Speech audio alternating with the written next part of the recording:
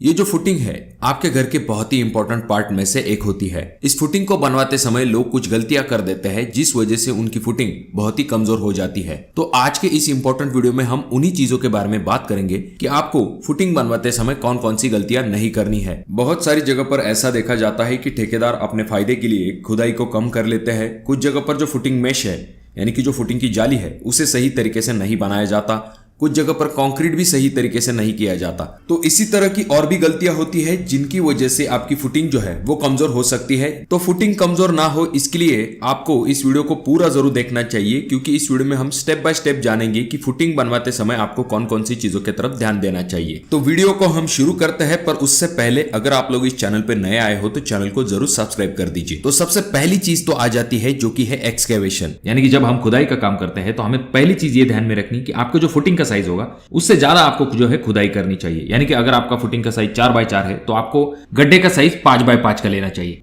इसका सबसे पहला रीजन ये हो जाता है, जब भी हम जेसीबी से खुदाई करते हैं ऐसे वक्त में जो गड्ढा होता है वो नीचे की तरफ नैरो होने लगता है। अगर आप ऊपर की तरफ ही 4 फीट लेंगे तो नीचे की तरफ जाते जाते आपकी फुटिंग का साइज 3.5 फीट बाय 3.5 फीट हो सकता है। आपका जो फाउंडेशन है उसकी डेप्थ आखिर कितनी होनी चाहिए, तो ये डिपेंड होता है। जनरली हम क्या करते हैं, जो कोई भी हार्ड स्ट्राटा आपके यहाँ पर अवेलेबल है वहां पर आपकी फुटिंग को रेस्ट किया जाता है। यानी कि पूरी बिल्डिंग का आने वाला लोड आपके फुटिंग से होता हुआ उस हार्ड स्ट्राटा पे ट्रांसफर किया जाता है। तो यहाँ पर कुछ ठेकेदार आपको यह सजेस्ट करते हैं कि 2 या फिर 3 फीट तक ही एक्सकवेशन कीजिए, उससे ज्यादा करने की जरूरत नहीं है। हमने बहुत सारे काम किए हैं, यहाँ पर हमें कोई भी दिक्कत नहीं हुई है। तो अगर आप ग्राउंड प्लस 1 फ्लोर बनवाने वाले हैं तो आपको वहां पर 4 फीट तक कम से कम खुदाई करनी चाहिए। उसके बाद अगर आप G+2 घर बनवाने वाले हैं तो वहां पर आपको 5 से लेकर 6 फीट तक खुदाई करनी चाहिए। अब ये जो एक्सकेवेशन का पार्ट होता है ये डिपेंड होता है आपके यहाँ पर जो सॉइल है उसकी बेरिंग कैपेसिटी कितनी है उसके ऊपर। इसके लिए आप ये भी चेक करके देख सकते हो कि आपके आसपास जो फाउंडेशन की डेप्थ है वो कितनी ली गई है। और बहुत सारे जगह पर जमीन अलग होती है जहां पर अलग फाउंडेशन का भी इस्तेमाल किया जाता है। उसके बाद मैन्युअली जो है आपको गड्ढा क्लियर कर लेना है, यानी कि आपके साइज में ले लेना है। हमें एक्स्ट्रा स्पेस इसीलिए चाहिए क्योंकि आपका जो स्टील और जमीन इन दोनों के बीच में आपको एक अच्छा खासा क्लियरेंस मिल पाता है, जिस वजह से आपका स्टील जो है डायरेक्टली कांटेक्ट में नहीं आता जमीन से, जिस वजह से उसे कोरोजन भी नहीं हो पाता। और हाँ, यहाँ पर और एक बात आ जाती है, जब भी आपको शटरिंग वर्क करना होता है तो ऐसे वक्त में आपको थोड़ा बहुत स्पेस चाहिए होता है। अगर हम अगले पॉइंट की बात करते हैं जो कि आ जाता है सोलिंग। अब कुछ जगह पर आपने देखा होगा कि सोलिंग की जाती है, कुछ जगह पर नहीं की जाती। इसका रीजन ये हो जाता है, अगर आपके यहाँ पर बहुत ज्यादा हार्ड स्ट्राटा है तो वहां पर डायरेक्टली पीसीसी करके उसके ऊपर फुटिंग खड़ी कर दी जाती है। पर जहां पर सॉइल ज्यादा हार्ड नहीं होती ऐसे जगह पर पहले तो सोलिंग की जाती है, उसके बाद पीसीसी की जाती है और उसके बाद आपकी फुटिंग्स आ जाती है। अगले पॉइंट की तरफ अगर हम आते हैं जो कि पॉइंट नंबर 3 है पीसीसी। अब पीसीसी जब भी आप करते हैं तो आपको इस चीज की तरफ ध्यान देना है कि आपकी पीसीसी जो है वो 6 इंच थिक होनी चाहिए, यानी कि उसकी मोटाई 6 इंच तक होनी चाहिए। और उसका जो प्रोपोर्शन है 1:3:6 आप ले सकते हो, या फिर आप M20 ग्रेड का भी कंक्रीट इसमें इस्तेमाल कर सकते हो। और जब भी आप पीसीसी करते हो तो खास करके इस चीज की तरफ ध्यान दीजिए कि एक लेवल में आपकी पीसीसी होनी चाहिए। ये नहीं कि कहीं पर बेंड है या फिर एक साइड में स्लोप दिया है, ऐसा नहीं करना है। आपको एक समान लेवल में आपकी जो है पीसीसी होनी चाहिए, क्योंकि इसके ऊपर जब फुटिंग आएगी तो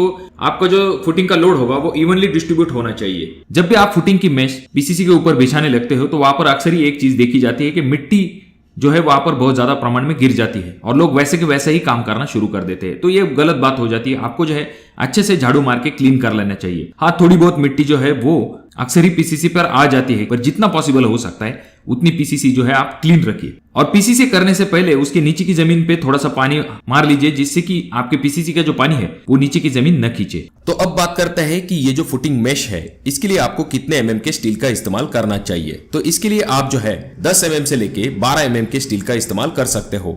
तो ये जरूर ध्यान में रखिए कि फुटिंग मेश के लिए आपको 10 mm से कम का सरिया बिल्कुल भी इस्तेमाल नहीं करना है। और जो फुटिंग मेश के 2 बार है उन दोनों के बीच में 6 इंच का डिस्टेंस होना चाहिए, जिसे कि हम सेंटर टू सेंटर डिस्टेंस कहते हैं। और जैसा कि आप अगले वीडियो में देख सकते हो इस तरह के यल आपको जरूर प्रोवाइड करने हैं आपके फुटिंग मेश को। अगला पॉइंट आ जाता है जो कि है कवर। जैसा कि आप अगले वीडियो में देख रहे हो, यहाँ पर फुटिंग मेश को जो है कवर प्रोवाइड किया जा रहा है। ये कवर बहुत ही ज्यादा इंपॉर्टेंट है और आपका स्टील जो है बाहर के वेदर से डायरेक्ट एक्सपोज ना हो, इसकी वजह से कवर को प्रोवाइड किया जाता है। और जो आपकी फुटिंग जाली होगी उसको आपको खास करके यल प्रोवाइड करने हैं। और जो आपके कॉलम के बार आते हैं उनका भी जो यल प्रोवाइड किया जाता है तो उसका साइज मिनिमम 12 इंच तक होना चाहिए, यानी कि 1 फीट से कम इसे नहीं देना है। अब अगर हम बात करते हैं जो आपकी फुटिंग होगी उसके लिए कौन से ग्रेड का कंक्रीट इस्तेमाल करना चाहिए, तो मिनिमम आपको M20 ग्रेड का कंक्रीट जो है फुटिंग के लिए इस्तेमाल करना चाहिए। इससे ज्यादा करेंगे तो भी अच्छी बात होती है, पर मिनिमम को M20 ग्रेड का कंक्रीट जो है फुटिंग के लिए इस्तेमाल करना चाहिए। अब ये जो M20 है इसका प्रोपोर्शन होता है 1:1.5:3, यानी कि 1 part cement, 1.5 part is sand and 3 part aggregate यानी कि गिट्टी। इसमें आपको बिल्कुल भी गलती नहीं करनी है, कंक्रीट में ज्यादा पानी मिक्स करने की गलती न करें। वैसे तो M20 ग्रेड के लिए 28 से लेकर 32 लीटर तक पानी का इस्तेमाल किया जाना चाहिए, पर साइट पर काम आसान होने के लिए लोग कंक्रीट में ज्यादा पानी मिक्स कर देते हैं, जिससे कि कंक्रीट की मजबूती कम हो सकती है। और जब भी आपकी फुटिंग का कंक्रीट चलता है, ऐसे वक्त में आप अगर वाइब्रेटर का इस्तेमाल करेंगे तो आपकी फुटिंग के जो कंक्रीट होगा वो अच्छे से कॉम्पैक्ट हो पाएगा, जो एयर वॉइड्स होंगे वो अच्छे से रिड्यूस हो पाएंगे, तो इससे आपके कंक्रीट की जो ताकत होगी वो बढ़ने में बहुत ज्यादा मदद मिलेगी।